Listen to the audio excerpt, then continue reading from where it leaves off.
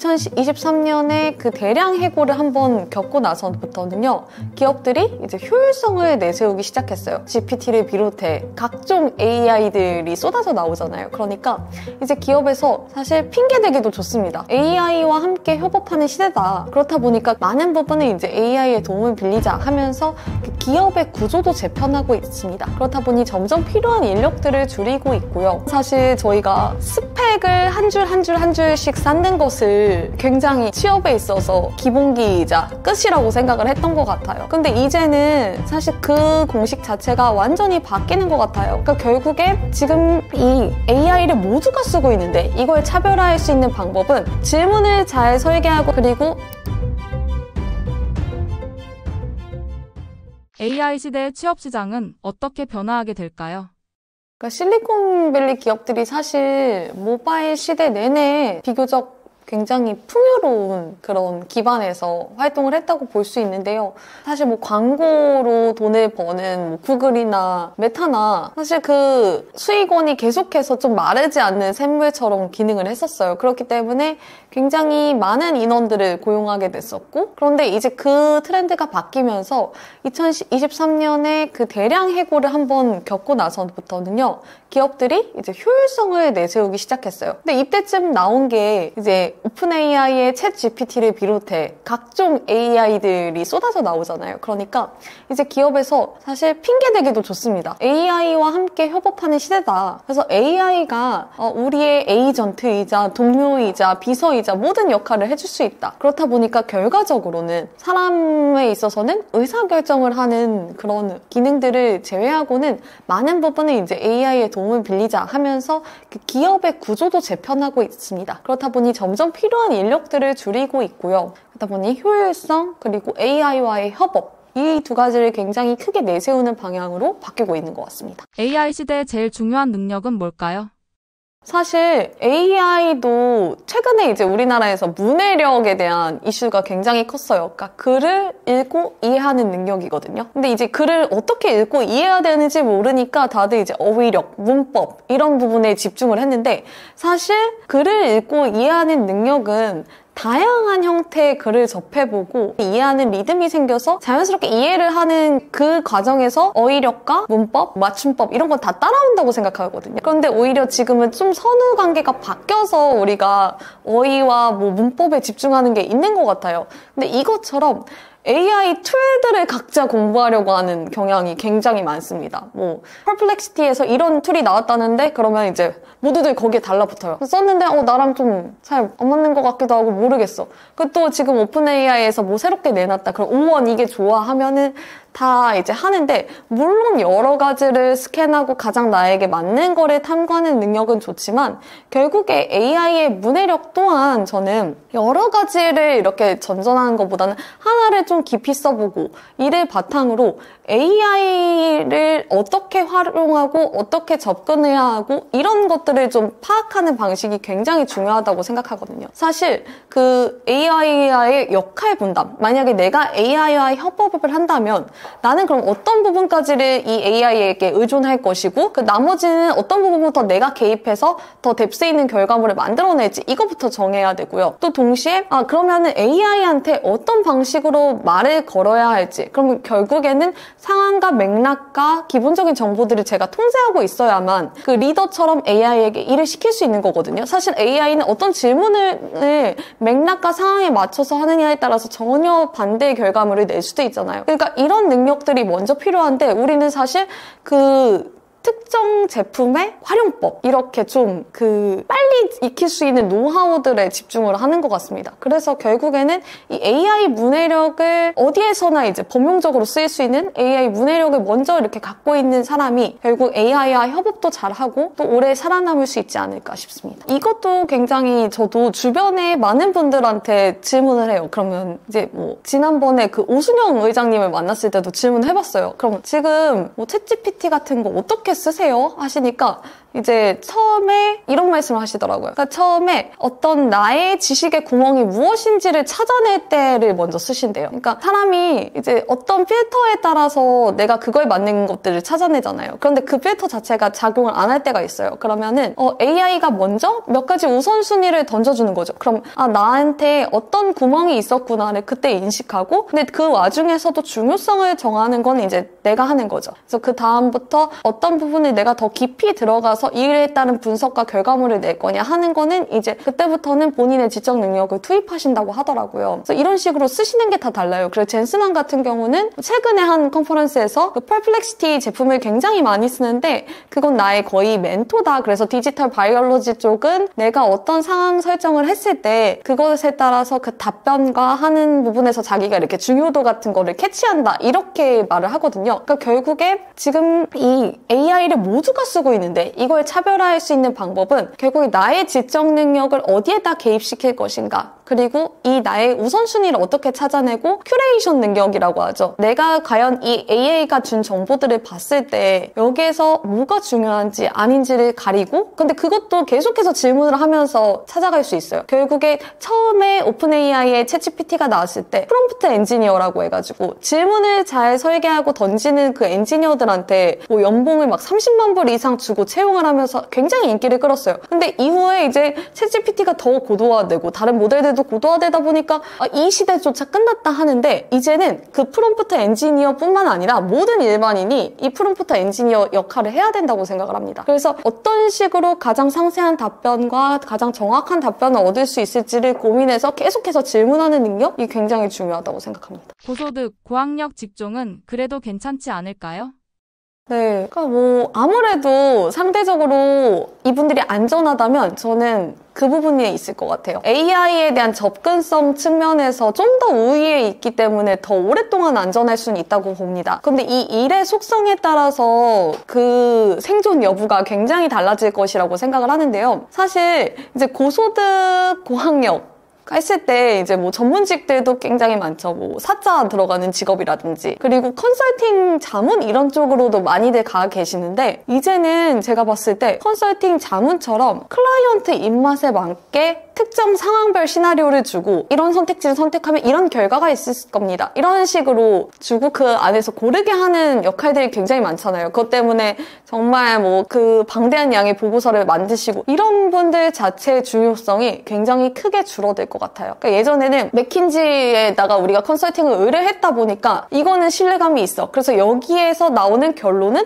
우리가 믿고 따라야 해. 이런 부분이 있었지만 사실 그건 다 모두 클라이언트들의 입맛에 맞춰서 이렇게 좀 결과물이 나오던 경우가 많았거든요. 근데 이 컨설팅 분들은 진짜 본인이 의사결정은 하진 않습니다. 여기에 오히려 맹점이 있는 것 같아요. 많은 다양한 시나리오들을 점검하시지만 직접 의사결정은 하지 않는 직업이다 보니까 이 시나리오별 일어날 수 있는 결과, 이런 것들이나 뭐 이로 인해 발생할 수 있는 경제적, 사회적 영향 같은 것들은 이제 AI도 쉽게 그 결과물을 낼 수 있거든요. 그리고 이 프롬프트 엔지니어링을 잘하시는 분들도 충분히 이걸 가지고 결과물로 보고서를 낼 수 있고요. 그렇기 때문에 이제 이런 같은 전문직이라고 하더라도 의사결정이 개입되느냐, 그리고 이 전략적인 의사결정의 중요성이 어느 정도나 있느냐에 따라서 이 직업의 생사가 갈릴 거라고 생각을 합니다. 그리고 또 다른 점은 여전히 있죠. 다면적으로 상황을 분석하고 의사결정을 가진 능력을 가진 데다가 이 부분이 사람을 설득하고 또 사람과의 어떤 협력을 도모해야 하고, 이 부분은 사실 아직은 AI가 뭐 간혹 어떤 분들은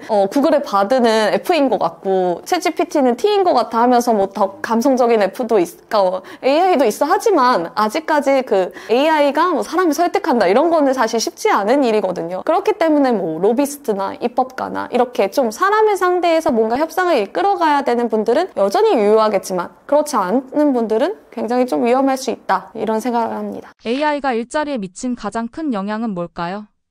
그러니까 한동안 사실 저희가 스펙을 한 줄 줄씩 쌓는 것을 이제 굉장히 그 취업에 있어서 기본기이자 끝이라고 생각을 했던 것 같아요. 근데 이제는 사실 그 공식 자체가 완전히 바뀌는 것 같아요. 그래서 이제 학위 같은 경우도 이제 학위를 받을 수는 있죠. 그런데 이제 이 학위가 여전히 뭐 중요하지 않다, 이런 건 아닌 것 같습니다. 오히려 이 AI의 시대가 될수록 어떤 사람들은 이 학위를 해온 사람의 태도, 성실성 이런 것들을 더 파악할 지표가 뭐 학위나 이런 부분에서 더 찾을 수도 있어요. 그런데 다만 학위 하나를 가지고 이제 내가 그걸 어떤 후광으로 삼으려는 거는 이제 더 이상 통용되지 않을 것 같아요. 그래서 만약에 학위 같은 경우도 예전 같으면 뭐 회계사가 하나의 자격증으로 평생 먹고 살면서 이 회계 일을 할 수 있었다면 이젠 동시에 회계사 자격증을 가진 사람이 다른 분야까지 자격증을 가지고, 왜냐하면 학습이 굉장히 쉬워졌잖아요. 그러면서 오히려 다면적으로 그 양쪽 분야에서 깊게 들어가서 그것으로부터 전문성을 가진 그런 분들이 좀 살아남을 수 있을 거라고 생각을 합니다. 교차해서 판단할 수 있는 능력이 점점 중요해질 거라고 생각해요. 예전처럼 나만 아는 분야, 한 가지 분야를 깊이 파는 것보다 이 한 가지 분야가 다른 분야랑 통섭할 수 있는 분야, 이 두 가지 이상의 전문성을 가진 분들이 조금 더 학위의 관점이라든지 자격증의 관점에선 중요할 것 같고요. 그리고 이제 이런 얘기들을 많이 하세요. 이제 스펙의 시대가 갔으면 그럼 사람들은 뭘로 봐야 돼? 어떤 태도들이 있을 수 있는데. 근데 결국에 아까 말했듯이 AI와 협업하는 능력이 이제 동료와 협업하는 능력 이상으로 중요해지고 있거든요. 그렇기 때문에 그 질문을 하는 능력이라든지 사람으로부터 어떻게 원하는 결과를 이끌어내기까지 설득하고 이 일을 함께 하게 하는 능력. 그러니까 결국에 리더십의 영역이 일반 사원부터 굉장히 중요해지는 것 같아요. 결국 AI를 데리고 일한다는 것도 역시 리더십이 필요한 문제거든요. 그렇기 때문에 모두가 자기가 어떤 책임과 그런 주인의식을 가지고 팀장처럼 일할 수 있는 사람, 주니어도 팀장처럼 일할 수 있는 사람들만이 이제 기업에서 좀 선호하고 뽑으려고 하는 인재가 될 것 같습니다. AI로 인해 더 불평등해질 것이라는 말이 있는데 어떻게 생각하시나요? 모두에게 AI의 접근권이 주어지긴 합니다. 그런데 이 AI의 활용 사례에 대한 상상력을 갖는 것은 사람마다, 그리고 자기가 있는 환경마다, 그리고 거기에 공동체마다 굉장히 달라질 것 같거든요.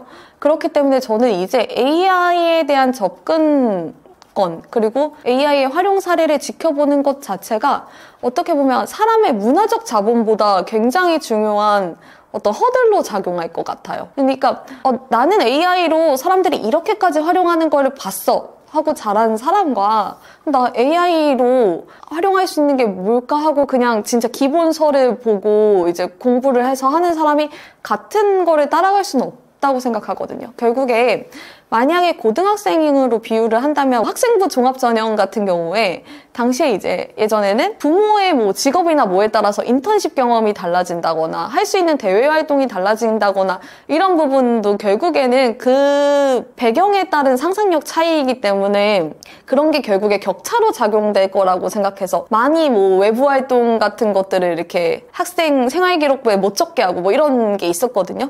근데 AI 활용 사례도 굉장히 비슷한 양상을 띨 것 같아요.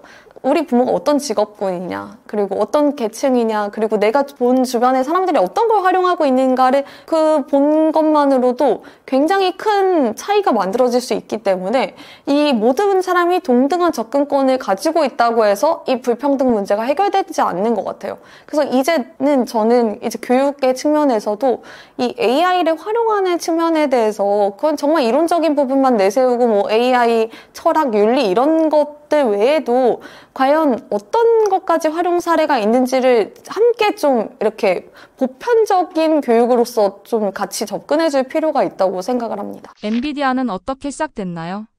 네, 그러니까 우리가 익히 알고 있는 애플의 스티브 잡스와 뭐 마이크로소프트의 빌 게이츠와 달리 이제 젠슨 황 같은 경우는 9살 때 대만에서 이제 미국으로 넘어온 이민자였어요. 물론 9살이다 보니까 이제 유년 시절의 대부분을 사실 미국에서 한 셈이죠. 그럼에도 이제 부모님이 이제 이민 1세대가 되셨기 때문에 아무래도 다른 창업자들과는 달리 스스로 문화적 자본을 좀 구축해야 되는 케이스가 있었습니다. 그래서 좀 흥미로운 점이 사실 실리콘밸리 창업자들이 굉장히 유명한 게 가라지 창업이잖아요. 뭐 빌 게이츠도 그렇고 스티브 잡스도 그렇고 부모님의 집 차고에서 이제 친구들이랑 이렇게 뚝딱뚝딱 만들다가 이제 그게 큰 사업체가 된 그런 케이스였는데 젠슨 황은 당시 이제 한 30을 앞둔 시기였어요. LSI 로직이라는 곳에서 마이크로 프로세서 설계하는 디자이너로 있었는데 이제 좀 쯤 됐을 때 뭔가 1993년이었거든요. 이때가 시대가 당시 이제 인텔에서 펜티엄 CPU를 탑재한 개인용 컴퓨터가 나오고 마이크로소프트 같은 경우도 윈도우 3.1이 나오면서 개인용 컴퓨터 시대가 막 붐이 일던 때예요. 사실 우리가 아이폰이 처음 나올 때를 생각하면 아이폰이 나오고 나서 모바일 업체들이 계속해서 하루가 다르게 창업이 있었던 것처럼 젠스낭도 뭔가 직감을 했어요. 이제 우리가 다들 개인용 컴퓨터를 쓰는데 뭔가 이거 좀 고화질의 그래픽 게임이 곧 필요하게 되지 않을까 해서 당시에 썬 마이크로 시스템즈라고 지금의 메타 자리에 있던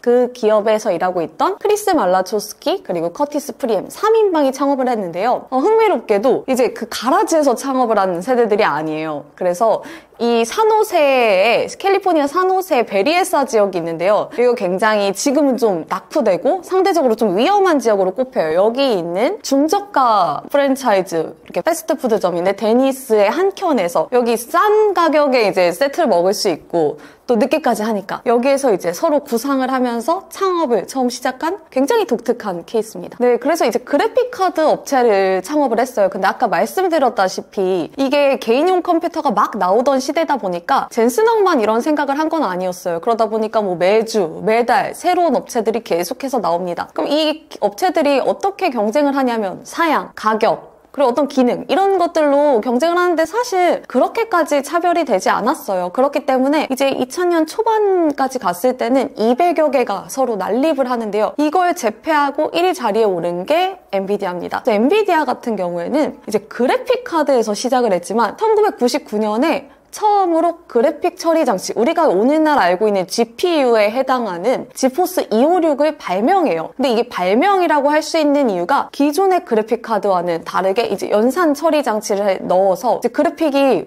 훨씬 이제 실감나게 우리가 즐길 수 있는 그런 그래픽 카드를 만들었기 때문에 이제 GPU라고 명명을 하게 됐거든요. 그러면서 엔비디아가 대체 불가능한 1위가 되었고 이때 원래 이제 강력한 경쟁자들이 있어요. 뭐 부두 그래픽 카드로 유명한 ATI라든지 여기도 2002년에는 파산이 됐고 또 다른 강력한 경쟁자도 결국에 지금의 AMD에 인수되면서 엔비디아가 그 한 10년여간의 그 춘추 전국 시대를 평정하고 1위의 GPU 업체로 오르게 됐습니다. 그러니까 저도 엔비디아를 살펴보면서 굉장히 흥미로웠던 게 엔비디아가 물론 PC 시대의 GPU의 강자였어요. 그런데 엔비디아는 흥미롭게 이 모두가 수혜를 입었던 그리고 이때 정말 강력한 구글, 메타, 뭐 트위터 같은 기업들이 탄생했던 모바일 시대를 건너뛴 기업이기도 합니다. 그러면서 바로 AI 시대의 최강자로 군림하게 됐는데요. 이 과정이 좀 굉장히 흥미로운 것 같아요. 그러니까 왜 엔비디아는 모바일 시대를 건너뛰었는가? 그리고 이 시기에 엔비디아는 무엇을 준비하고 있었기 때문에 오늘에 이르렀을 수 있을까? 저도 이게 항상 궁금증이었어요. 그래서 엔비디아의 이 시기를 굉장히 저는 흥미롭게 바라보고 있는데요. 모두가 사실 모바일에 도전하는 시기고 모바일 시장이 너무 크다 보니까 안 할 요인이 없는 거예요. 그리고 안 하면 바보 되는 그런 내가 이 흐름에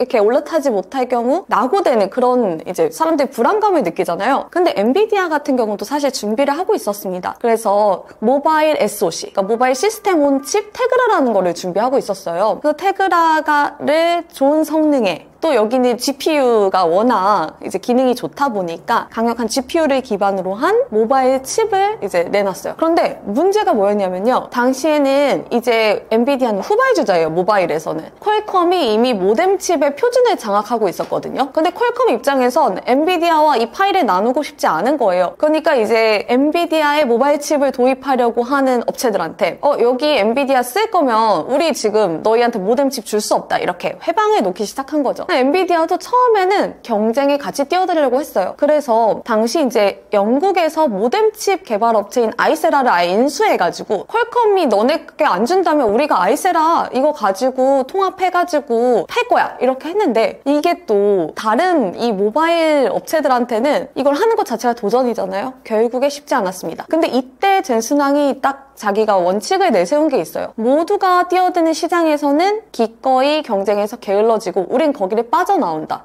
하고 굉장히 큰 결정을 합니다. 이거 사실 회사의 명운을 좌우하는 결정이었어요. 당시만 해도 이 모바일 칩 시장에서 점유율 딱 한 자릿수라도 얻으면 엔비디아는 지금 있는 매출에 훨씬 큰 도약을 할 수 있다라고 이제 애널리스트들이 항상 분석을 했는데 이제 거기에서는 빠져나옵니다. 그래서 아예 이거 사실 테그라를 접은 건 아니었고요. 이걸 가지고 자율주행 부문에 테그라 칩을 넣었어요. 그래서 여전히 그걸 이어왔고요. 그 동시에 그 시기에 뭐에 집중했냐면요. 사실 근거 없이 내린 결정이 아니에요. 엔비디아가 2006년 11월에 아주 특이한 발표를 합니다. 엔비디아의 이제 GPU 상에서 돌아가는 소프트웨어 스택인 쿠다라는 것을 공개한 거예요. 근데 이게 굉장히 특이한 일인 게 지금까지는 사실 그 GPU가 있을 때 사람들이 거기에 주어진 기능만 했었어요. 그런데 거기 위에서 컴퓨팅 소프트웨어 스택을 넣었다는 건 누구나 코딩을 해서 원하는 방향의 연산을 할 수 있다는 거거든요. 그러면서 GPU를 범용 GPU로 바꾼 거예요. 그때 엔비디아가 사실 쿠다를 만들었을 때 사람들이 이걸 왜 하는 건지 이해도 자체가 없었어요. 그러다 보니까 엔비디아는 새로운 시장에 진출했지? 그럼 사람들에게 이걸 쓸 수 있는 고객군을 찾아 나서야 되고 그 고객군한테는 이걸 쓰면 뭐가 좋은지를 설득을 해야 되고 또 이걸 어떻게 써야 되는지 학습까지 시키면서 아예 새롭게 커뮤니티와 생태계를 만들어간 거예요. 근데 이게 사실 당연히 빠르게 될 순 없죠.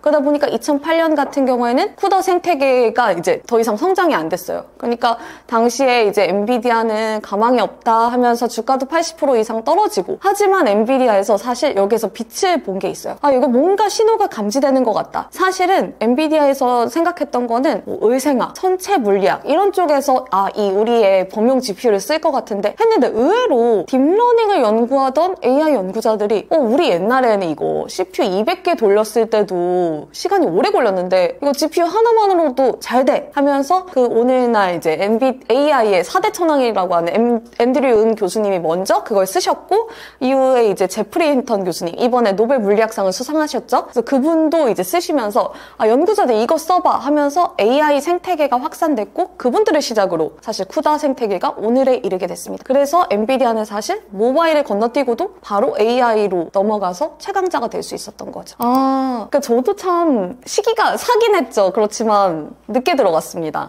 기자들의 특징이 항상 취재는 열심히 하고 그때 실행을 해야 되는데 조금 늦죠. 사긴 했지만 수익률이 아직 100%가 안 된다는 점.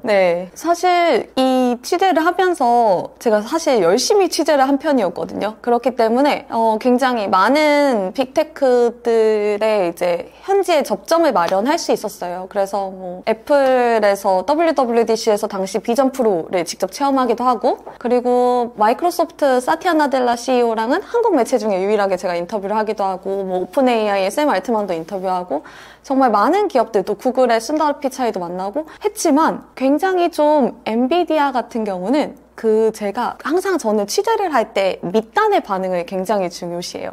과연 이 윗단 밑에 흐르는 그 기세가 어떤가 이런 걸 굉장히 중시하는데 좀 여기로부터 한번 돌아갈 필요가 있는데 제가 이제 하루 엔비디아에서 신사옥에서 열린 이제 해피아워 그 시간에 한번 초대를 받았어요. 그래서 이제 그날은 뭐냐면 매주 목요일에 엔비디아에서 이제 해피아워라는 시간을 가져요. 그래서 뭐 직원들이 갑자기 바가 열리고 바에서 이렇게 뭐 스낵 하면서 뭐 직원들이 좀 릴렉스하고 서로 간에 이제 좀 교류하면서 이렇게 편안하게 있는 분위기거든요. 뭐 칠링 한다고들 하는데 그래서 거기에 초대받아서 가서 엔지니어들이랑 얘기를 하는데 전혀 새로운 얘기가 들리는 거예요. 이렇게 얘기를 나누는데 그 젊은 엔지니어분들인데 저는 이 회사에서 은퇴하고 싶어요. 이 회사를 마지막 회사로 삼고 싶어요. 이렇게 말을 하는데 그게 제 귓가에 굉장히 박혔어요.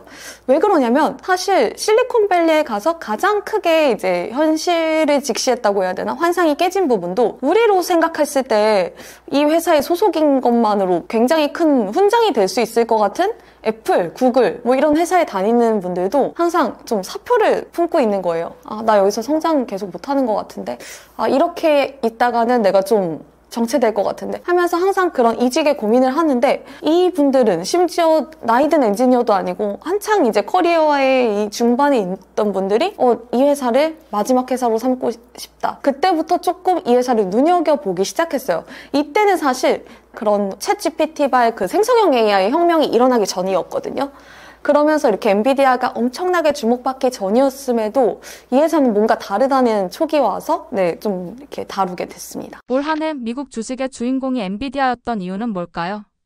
그러니까 사실 그 지난 하반기, 그러니까 올 하반기가 굉장히 그 AI 둠어들과 부머들이 이렇게 조금 팽팽했다고 해야 될까요? 그런 상황이었던 것 같아요. 특히 이제 2022년 11월 말, 그러니까 지금으로부터 정확히 2년 전에 오픈 AI의 챗 GPT가 등장을 했어요. 그래서 사람들이 아 이거 정말 AI에 있어서 아이폰 모먼트다 하면서 너무 기대감이 컸던 거예요. 그러다 보니까 이제 저마다 이 컴퓨팅 인프라를 투자를 해야 돼요. 이걸 이만큼의 그 뭐 AI 모델을 만드는 거나 그걸 하다못해 그 커스텀을 하거나 이런 경우에도 다 컴퓨팅 파워는 필요하잖아요. 그러다 보니까 그 특히 지금 대체자가 없습니다. 그래서 엔비디아의 GPU 뭐 예를 들면 당시에 호퍼 아키텍처의 H100 같은 경우에는 뭐 그 모든 빅테크가 몇만 개씩, 몇천 개씩 이걸 사려고 대기를 하고 그리고 하나당 뭐 개당 가격이 5천만 원 이상 되는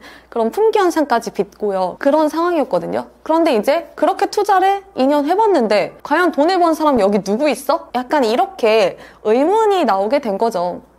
그런데 이제 또 다시 분위기가 바뀌고 있는 게 이번에 이제 오픈 AI에서 처음으로 GPT 프로 새로운 또 구독 서비스를 내놨거든요. 월 200불에 달하는. 근데 이번에 오픈 AI가 굉장히 준비를 많이 했다고 생각하는 게 제가 23년에 갔었을 때, 그러니까 작년 11월에 갔었을 때만 해도 이제 하루짜리 그 개발자 데이 행사를 열었는데 이번에는 12일간의 그 오픈 AI 이렇게 해서 매일매일 다른 새로운 그 서비스들을 공개하는 거예요. 그래서 그냥 볼 때마다 눈이 혹해서 아 이거 진짜 월 200달러 가능할 수도 있겠는데? 하는 부분들. 예전에 사실 그 챗GPT 20달러도 월 20달러도 투자하기 조금 고민되는데 하는 분들 많았잖아요. 근데 이제 이 정도 성능이라면 200달러 줄 수 있을 것 같은데 하면서 생각이 많이들 바뀌고 있어요. 그래서 사실 제 생각에는 버블론 자체는 좀 지나가는? 왜냐면 그 모든 사람이 그 전이기를 다 견디기가 어렵잖아요. 그러다 보니까 어떤 데는 당장 눈앞에 성과가 보이지 않으면 이거 엔비디아만 돈 버는 거 아니야? 이런 흐름들이 잠시 나왔던 때인 것 같은데 오픈 AI를 시작으로 정말 이 AI 서비스가 사람들의 지갑을 심지어 일반인들의 지갑까지 열 수 있다. 이거를 보여주는 모멘텀이 이제 곧 펼쳐지지 않을까 싶습니다. 그리고 이거를 하나 이제 말씀드리고 싶어요. 그러니까 처음에 이제 22년 말에 오픈 AI가 나왔을 때 엄청난 주목을 받았어요. 오픈 AI의 챗 GPT 하면서 오픈 AI와의 혁명 이렇게 얘기를 했는데 정작 사실 돈을 번 건 엔비디아였거든요. 모든 기업의 컴퓨팅 인프라를 공급하는 거는 이제 엔비디아니까요. 쉽게 설명하면 이제 그 캘리포니아 1848년의 골드러시랑도 굉장히 비슷한 풍경인데 모두가 금을 채취하러 이제 갔죠. 그렇지만 이제 사금을 캐려면 각종 도구들이 필요하잖아요. 그걸 공급해주는 게 엔비디아예요. 사실 거기서 누군가는 정말 금을 캘 수도 있고 누군가는 이 사금 단계에서 이거 좀 안 됐네 하고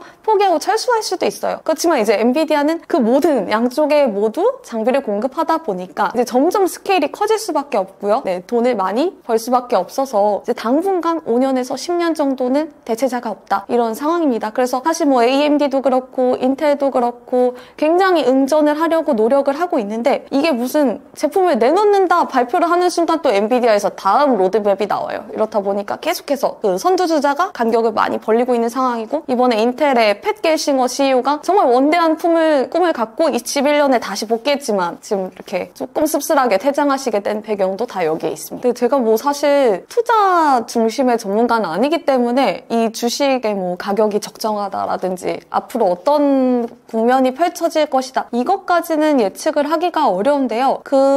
하나 굉장히 좀 흥미로웠던 점은 제가 이번에 책을 쓸 때 엔비디아의 주가가 굉장히 하락세였습니다. 그러니까 6월에 액면 분할을 할 때까지는 정말 빠르게 성장을 했었고요. 근데 이후에 계속 그 다음 세대 아키텍처인 블랙웰이 이제 출시가 지연되고 또 시장에서 너무 냉혹해진 거예요. 뭐 지난 2분기에 정말 좋은 실적을 냈음에도 지금 블랙웰 너네 안 나오고 있는데 무슨 결함이야? 라든지 지금 뭐 예상보다 성장 못하고 있는데 그리고 이거 AI 정말 돈을 벌 수 있어? 이런 시장의 의견이 굉장히 냉혹하게 이제 돈을 벌었음에도 굉장히 냉혹한 비판이 나오면서 엔비디아 주가가 그것에 따라서 많이 출렁거렸어요. 근데 좀 흥미로웠던 건 그 와중에 엔비디아가 좀 나쁜 파도를 잘 견디는 능력이라고 할까요? 네, 보통 그랬을 때 굉장히 방어적인 태세로 응전을 한다거나 이럴 수도 있는데 굉장히 열린 자세로 계속해서 그런 거에 대해서 소통을 하고요.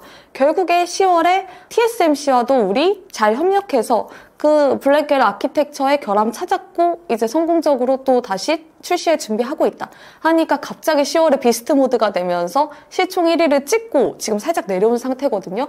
그렇기 때문에 외부에서도 앞으로 계속해서 뭐 중국과의 리스크 있을 테나 어쩔 때나 계속해서 불안 요소가 있고 그에 따라 출렁이긴 할 텐데 엔비디아는 그거와 관계없이 계속해서 시장을 넓히고 있습니다. 그게 아마 엔비디아의 업사이드가 있다면 그런 측면이 있을 것 같습니다. 시총 1위의 엔비디아가 망할 뻔 했었다는 게 사실인가요? 사실 엔비디아가 뭐 처음부터 이렇게 완벽한 도전을 했을 것 같은데 그렇지 않고 이렇게 헛발질을 하던 시기도 있었습니다. 그래서 1993년에 창업을 해가지고 당시 이제 세콰이어 캐피털에서 돈도 받고 그래서 이제 첫 제품을 내놨어요. 그런데 본인들끼리는 이거 너무 완벽해. 막 다 기능을 갖춘 스위스 아미카리아 이렇게 했는데 생각보다 사람들은 그렇게 다양한 기능을 가진 그래픽카드를 원하지 않았어요. 그러다 보면 가격이 비싸지잖아요. 뭐 아이오 포트 있고 3D 그래픽 지원되고 뭐 이런 기능을 사실 생각보다 원하지 않았던 거예요. 그래서 25만 개를 출하를 했는데 24만 9천 개가 돌아왔어요. 도매상을 통해서. 완전히 처참한 실패였죠. 1000개 파는 거잖아요. 근데 이런 상황이었어요. 근데 이제 바야흐로 95년이 됐습니다.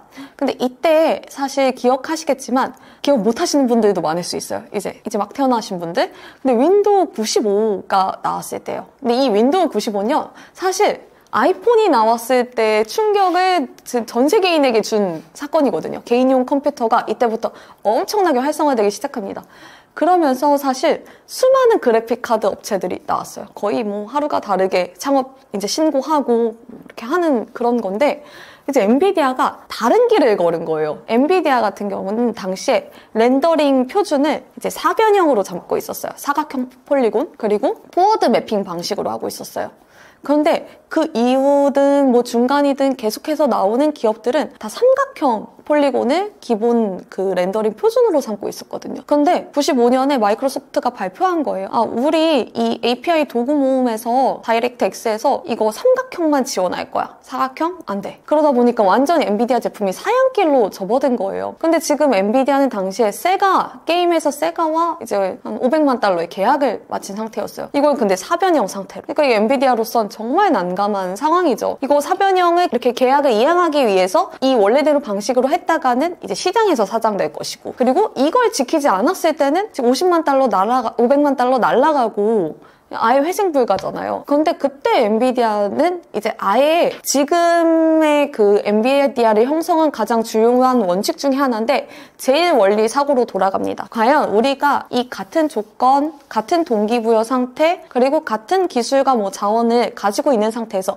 이걸 처음부터 다시 한다면 이거 어떻게 해야 될까? 그럼 그때 어떤 결정할 거야? 계약 파기 상관없이 우리 새로운 아키텍처 선택할 거야. 새로운 표준으로. 그리고 대신 그 500만 달러를 어떻게든 잃지 않았다고 가정했을 때 그럼 딱 6개월의 런웨이가 있는데 이걸 어떻게 2년이 걸려서 만든 것을 6개월로 단축할 수 있을까? 이렇게 다시 짚어간 거죠.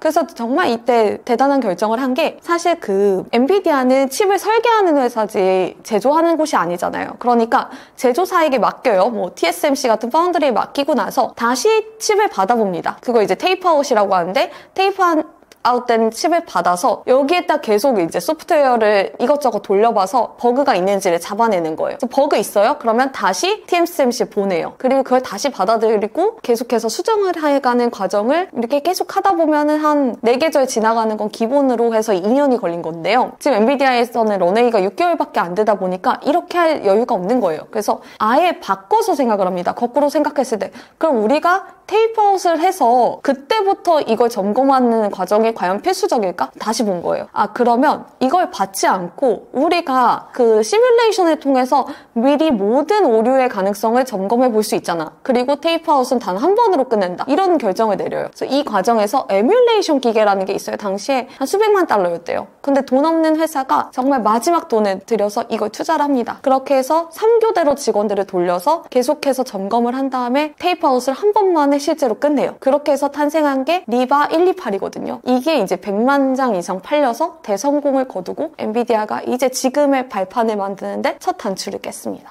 현재 엔비디아를 만든 기업 문화가 있을까요?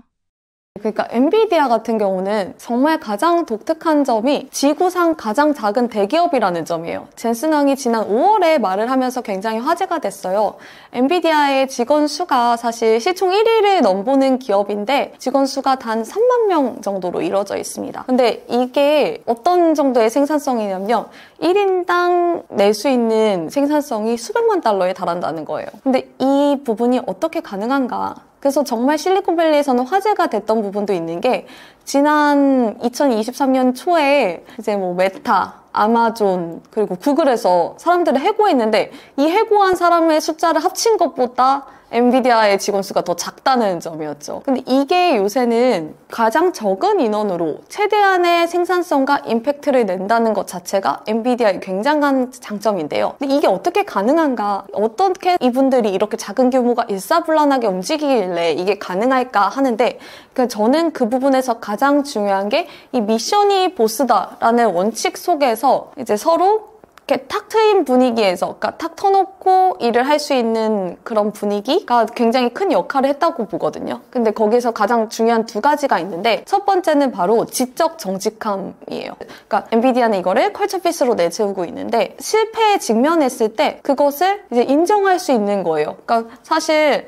너 이거 이런 부분 잘못했어 라고 사실 직장에서 쉽게 말하기도 어렵고 굉장히 공격적으로 보이니까 그리고 이걸 말할 경우에 상대가 어떻게 생각할지도 굉장히 이제 좀 불안하기 때문에 서로 이렇게 말하지 않는 기회비용이 생겨요. 근데 젠슨왕 같은 경우는 이 실수까지는 좋다. 근데 이거 빠르게 실패하고 그냥 이거를 정리하는 그게 제일 중요하다 이렇게 봤어요. 근데 우리가 사실 실패 같은 것에 방어적인 분위기가 되면요. 처음에 뭔가 실수가 있어요. 그러면 그거를 인정하지 않은 채로 시간을 끄는 거예요. 어떡하지 하다가 일을 키우고 그게 결국에 조직 전체에 실패로 안겨주는 경우가 많은데 이렇게 실수가 실패로 가는 그 골든타임을 잘 막자는 거죠. 그렇기 때문에 서로가 서로에게 이제 터놓고 피드백을 하고 그 피드백에 대해서는 받아들일 수 있는 능력. 이걸 굉장히 엔비디아에선 중요시하고요. 대신 이렇게 하기 위해서는 모든 직원들이 서로 실패는 공유하되 이걸 가지고 서로 탓하는 분위기가 없습니다. 그러니까 특정인이나 특정 프로젝트에 있어서 그러니까 누군가가 휴먼 에러가 그냥 그 실패 요소가 돼서는 안 된다는 거죠. 그래서 이게 굉장히 흥미로운 사례가 엔비디아에서 굉장히 발열과 소음이 심했던 그 그래픽카드를 출시했을 때가 있었어요. 그래서 사람들이 이 소리가 너무 시끄럽다 보니까 그 미국에서 흔히 쓰는 그 잔디깎기 소음 같아 막 이렇게 하면서 밈도 만들어지고 망작으로 꼽혔습니다.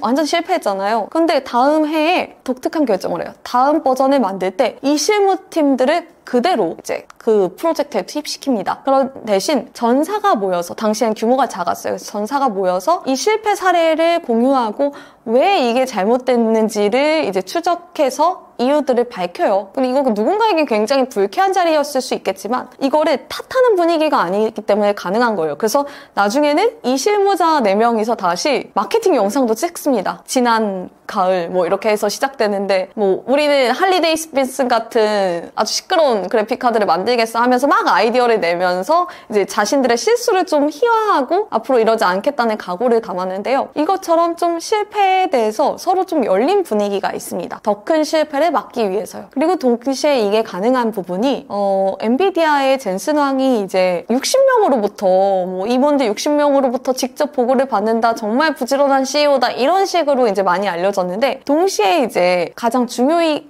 하는 부분이 1대1 보고가 없다는 점이에요. 사실 60명한테 보고를 받는 것도 중요하지만 그 이상으로 중요한 게 그 1대1 보고를 없앤 거는 우리 둘만의 비밀이 생겨서는 안 된다. 그것 자체가 조직의 그 정보를 차단하고 어떤 권력 구조를 만들 수 있다. 이 부분에 굉장히 집중을 해서 섬세하게 신경을 쓴 부분이거든요. 그렇기 때문에 엔비디아는 직원들도 비교적 항상 그 회의에 뭐 인턴부터 임원들까지 다 참여해가지고 하는 자리에서 동등하게 그 정보들을 공유받고 하다 보니까 항상 젠슨왕이 내세우는 미션과 직원들의 머릿속에 미션이 동기화되어 있는 부분이 많습니다. 그렇기 때문에 젠슨왕이라면 이렇게 했을 거야 하고 좀 판단의 여지가 좀 쉬운 부분도 있고요. 그렇기 때문에 의사결정도 빨라지고 속도도 빨라지고 그런 요소들이 같이 가는 것 같습니다. 엔비디아는 지금 고점일까요? 앞으로 얼마나 성장하게 될까요?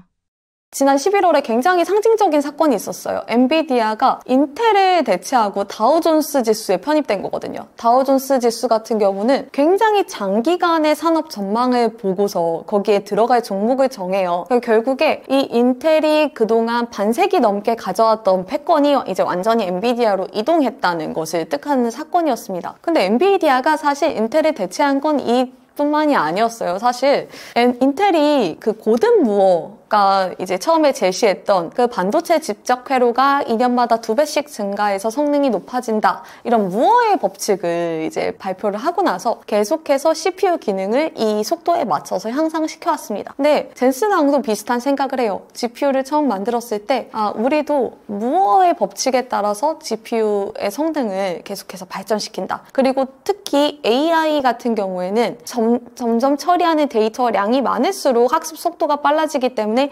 2년마다 2배의 성능 상승을 우리는 계속해서 유지한다 하면서 일종의 기준점으로 본 거예요. 무어의 법칙을. 근데 어느 순간 무어의 법칙을 인텔조차 지키지 못하는 때가 왔어요. 그랬을 때도 엔비디아는 꾸준히 이제 2년에 2배씩 이 법칙을 지켜갔거든요. 그러면서 황해 법칙이라는 말이 나왔습니다. 팬데믹 즈음 해서요. 그 직전부터 나오지만 이제 그때쯤에 확실해졌는데 근데 엔비디아는 이렇게 생각을 했대요. 당시에 젠슨왕은 무어의 법칙조차 기준으로 삼고 우리가 거기로 한계를 정할 게 아니다. 이거조차 넘어서야 한다. 하면서 일종의 카니발라이제이션을 시도한 거예요. 그래서 엔비디아가 정말 흥미로운 게 지난 3월에 블랙엘 아키텍처를 발표를 했어요. GTC 2024에서. 근데 불과 3개월인 6월에 대만에서 열린 컴퓨텍스에서 갑자기 우리 2026년에 다음 아키텍처인 루빈을 양산할 거야를 발표해버려요. 그러니까 갑자기 시간표가 확 당겨진 거죠. 그러면서 앞으로 우리의 리듬은 2년이 아니라 그 절반인 1년 수준이 될 것입니다. 라고 합니다. 그래서 엔비디아 같은 경우에는 엔비디아 사람들은 이걸 엔비디아 시간표라 그래요. 그러면서 다른 업계에서 특히 다른 업체에서 우리의 시간표를 맞출 수 있는 사람은 아무도 없다. 이렇게 말을 할 정도거든요. 근데 이것 자체가 그 엔비디아는 빛의 속도라고 하는데 SOL 스피드 오브 라이트라는 것을 그러니까 절대 속도라고 내세우는데 이것 자체가 우리가 모든 그런 물리적인 요소에 영향을 주는 만약에 빛의 속도라고 쳤을 때 대기권의 밀도와 습기 이런 것들을 다 제외했을 때 우리가 빛이 최대로 낼 수 있는 속도가 무엇일까? 이거에 착안을 한 거예요. 그래서 우리가 어떤 외부적인 요소들을 많이 제거했을 때 최대한 낼 수 있는 속도가 무엇일까? 하는 부분들을 계속해서 연구하기 때문에 이런 어떤 매번 그 새로운 아키텍처가 나오는 것도 새롭게 공정을 점검해서 엔비디아의 시간표로 만드는 부분이거든요. 그래서 이 부분이 과거의 엔비디아와 지금의 엔비디아를 굉장히 달라지게 하는 포인트가 되는 것 같습니다. 그리고 또 되게 남들이 하지 않는 부분에 도전한 게 지금의 엔비디아를 만들었다고 생각을 해요. 그래서 모바일 시대에도 모바일에 다 이렇게 기웃기웃거릴 때 우리는 상품화된 시장에선 기꺼이 경쟁에서 빠져나온다. 하고 당시에 이제 그 AI로 눈을 돌립니다. 근데 이렇게 할 수 있던 게요. 좀 미션이 다른 것 같아요. 그래서 엔비디아 같은 경우는 EIOFS라는 개념을 많이 낼 거예요. 무슨가 신사업에 진출할 때. 근데 이게 뭐냐면 Early Indicator of Future Success인데요. 그러니까 뭔가 미래 성공의 초기 지표라고 하면은 뭘 떠올리세요? 사실 앞으로 시장이 이렇게 될 거니까 시장의 소비자가 될 만한 잠재적 규모 그리고 또 이거에 따른 매출 흐름이 이렇게 될 거야 예상하는 그런 수치들이 있을 거 아니에요. 근데 그런 거는 절대 필요하지 않대요. 그래서 애초에 수치를 요구하는 것 자체가 없고요. 그냥 이거 정말 우리가 뛰어들지 않으면 안 되는 일인가? 그래서 정말 이걸 뛰어들었을 때 이전과는 세상이 달라질 것인가? 그 두 가지를 보고 이걸 정합니다. 그렇기 때문에 남들이 안 하는 선택을 해서 지금까지 올 수 있었던 것 같습니다. 안녕하세요. 저는 더 라스트 컴퍼니를 쓴 정혜진입니다. 서울경제신문에서 11년차 기자로 일하고 있고요. 네, 지난 2년간 실리콘밸리 특파원으로 이제 현지에서 빅테크를 취재하고 돌아왔습니다. 네, 2년 있었고요. 2021년 말에서 2023년 말까지 이제 취재를 했습니다. 제가 쓴 더 라스트 컴퍼니는 지금 엔비디아가 이렇게 최강자에 오르기까지 된 순항에 남다른 철학과 이 철학을 뒷받침하는 조직 문화가 어떻게 연결되어 있는지를 좀 탐구한 책이에요. 그래서 좀 다른 점은 지금까지 엔비디아의 업력을 다룬 책이라든지 투자서에 대해서는 나왔지만 엔비디아의 구성원들이 실제로 어떤 미션하에 일사불란하게 일을 하는지, 내부에서 어떻게 소통하는지 이런 생생한 뒷이야기들을 담았고요. 그리고 사실 조직을 내가 정말 위대한 조직을 만들어보겠다 하는 리더분들이나 뭐 중간 관리자분들, 이분들께도 저는 절대적으로 추천드리는 책이지만 사실 저와 같은 한 7년에서 10년 차 사이에 그 회사에서 일을 하시는 분들한테 저는 강력히 추천드리고 싶어요. 사실 우리가 좋은 회사에 대한 상상력이 굉장히 부족하다고 생각을 합니다. 상상력은 그 사람의 한계를 결정한다고 생각하는데요. 우리가 경험한 좋은 회사가 많지 않기 때문에, 그리고 또 우리의 업력이 적기 때문에 어느 순간 그냥 좋은 회사에 대한 상상력 없이 한 7년에서 10년 정도 일을 했을 때 내가 바꿔도 안 되는구나 하면서 많은 의욕들이 그냥 좀 패배감, 열패감으로 바뀌는 경우가 많은 것 같아요. 근데 사실 조직 구성원으로서도, 그리고 우리가 해볼 여지가 충분히 있다는 점, 그리고 또 이런 식으로 꾸려진 조직도 있을 수 있다는 점에 대한 좀 상상력을 넓혀드리고 싶었어요. 그래서 많은 분들이 한번 보시고 좀 내가 어떤 거에서 새로 실험을 해보고 싶다 이렇게 영감을 받으실 수 있다면 정말 뿌듯할 것 같습니다.